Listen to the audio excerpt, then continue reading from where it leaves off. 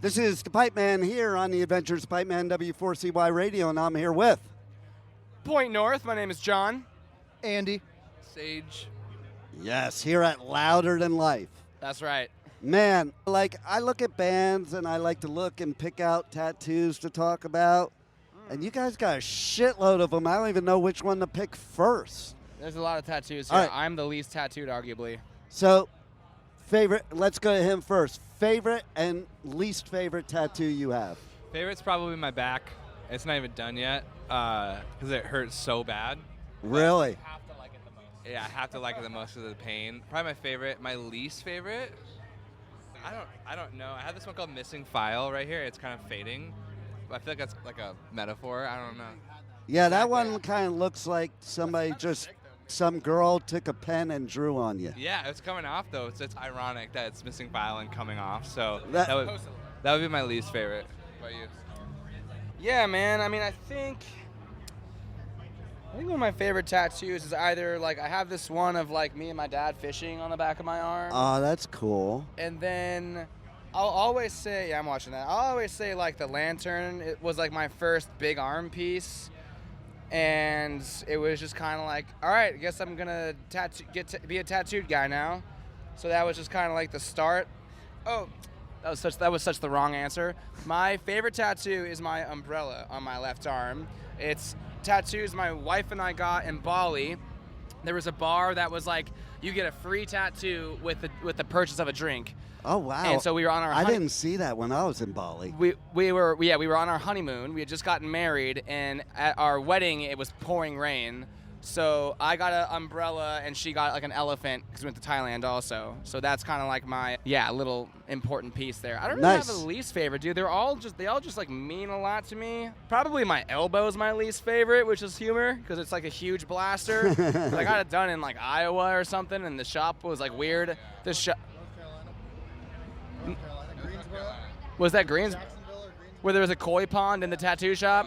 Yeah, so it wasn't, I don't know, it just wasn't the best. The guy took 7 hours to do it, and he was scarring up my arm, but that's it for me, I don't know. So it's funny, just to mention on a second, like you said, Bali. Yeah. I don't have any tattoos, but I almost got one in Bali because I was walking, and there were just these cool heads that were doing the ancient type of tattooing with the sticks. Oh, yeah, the stick and needle. And I was like, if I'm going to do one, that's what I'm going to do. And I was so close, and I didn't pull the trigger. I think travel tattoos like that are some of the coolest you can get. Right. 'Cause it's different than just going into a shop at home. It's a way to remember the experience and have a memory for it. So I support that for sure. Absolutely. Yeah. I love it. Yeah. So how about yours? I would say my favorite, I have a Kobe portrait on my leg that our friend Mattia did in Switzerland. And portraits are so hard to do. And Mattia just knocked this out of the park. It's definitely my favorite. And I would say that my least favorite is probably the back piece that I haven't gotten yet because I know that it's going to kick my ass. And it's one of the last things I just have left that I've saved until the end, and I am not looking forward to it at all. See, that's the part I wonder about. When people talk about how much pain it's going to be, I'm like, how is that enjoyable? It's not. And I use numbing cream, and everybody makes fun of me for it, and that's fine. That's fine, but it's just my thing. Well, there you go. Yeah. So, Louder Than Fucking Life. Yeah, first time. I have a tattoo story about Louder Than Life today. Yeah. Today. From Dead Poet Society? Yep. Yeah, our buddies. Yeah, so I was talking to them earlier, but my photographer was out there in the crowd. Oh, yeah. She's reporting for me. And so it was before I did the interview. She's like, Dead Poet's lead singer is getting an ass tattoo while performing. I'm like, that is the best reporting you've ever done for me. Yep. I'm like, send pics. Yep. And so here we have it happening. There, Crazy. it's actually happening. Yep. And then Josh comes out and plays guitar because he could from Bad Flower because he couldn't play guitar. Makes sense. And then we got the final product that I pulled up during the interview. He's like, oh, I haven't even seen it yet. Oh, yeah. What is it? Oh, incredible. No fucking way. Is that an Among Us, dude? What is that? I don't even know. Yeah, I don't even know what it is, but it's some sort of cute little figure with a cowboy hat. Right? And so I got the scoop. When I talked to him, He said basically it was this tattoo was already started, Oh, okay. and his tattoo artist was here, so he's Got like, it. I'll just get it finished while I'm here. Yeah, we met those dudes on Shiprocked this year at the roulette table. Nice. Jack and I played roulette. Red 9 hit like a motherfucker on this Really? cruise ship. Red 9, me and Jack playing roulette. That's how we Wow. met the DPS guys. But their band's incredible. They played right before us, so we got to watch their whole set. And they're 4 different bands in one. And they can See, kind I of love blend that. and bend their sound all around. And yeah, our friend produces some of their songs, and just they're an incredible package. So shout out to those dudes for sure. See, I love bands nowadays because you guys can be yourself. Like compared to Yeah. back in like the 80s where you had to be put in this tiny little box and you could only play this. I love that so many bands, the band members have different influences. You're not all the same. So it brings a unique sound because otherwise it just all sounds the same because there's so many bands nowadays. You need that unique sound, and I think that's what you guys are too. Yeah, we're all this is a very eclectic band as far as styles go. So, yeah, we definitely love that about us. So here's a good question. What's the worst interview question you ever had?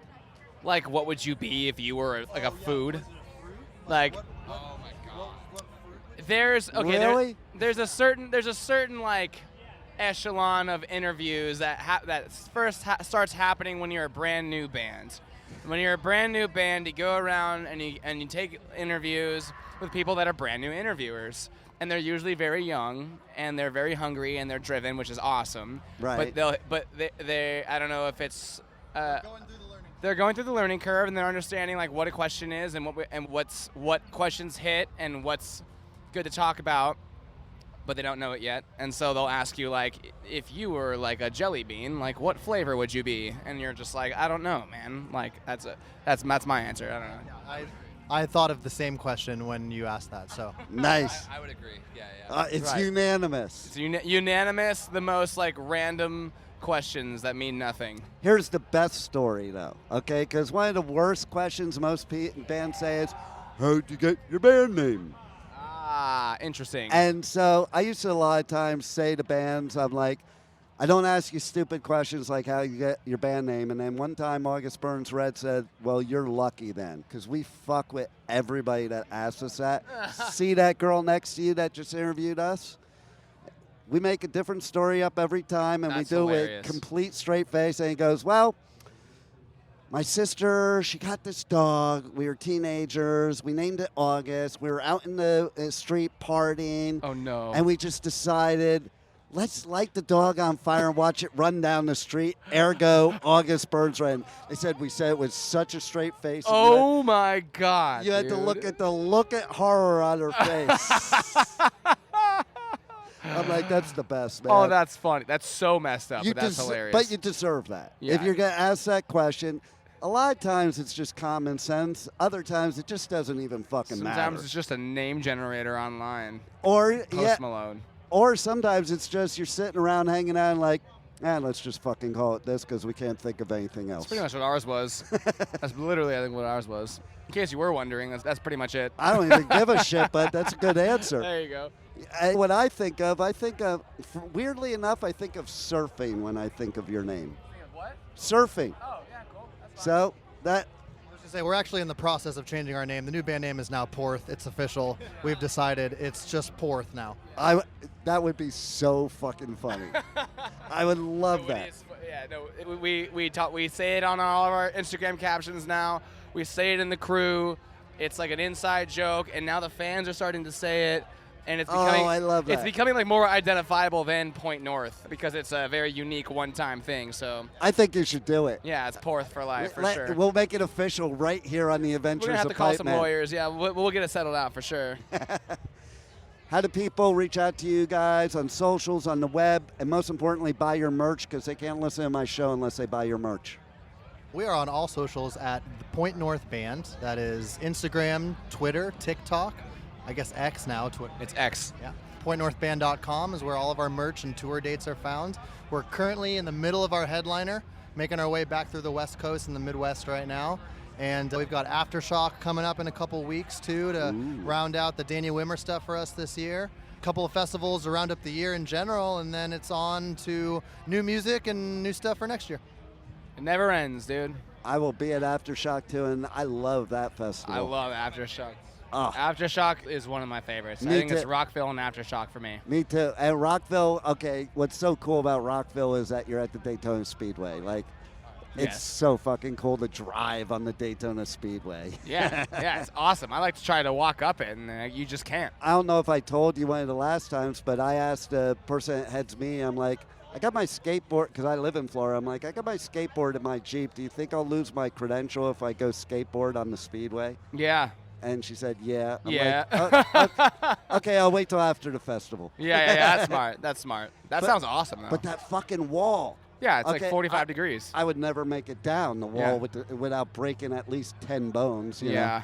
You stand. You can't even stand up there. You'll Nope. fall down. It's wild. How fast are those cars going? 85 minimum to make it. Minimum to not flip. Yeah. You have to be 85 minimum. It's like going with Doc Back yeah, to the yeah. Future. The only way you're making it to the other side is go 85 miles per hour. Until you see that in person, the TV does not do it justice. No. You do not know how steep those It's roads are. unbelievable. Crazy, yeah. Yeah, I wouldn't want to drive it. And I've driven some crazy shit. Yeah. I wouldn't want to drive it.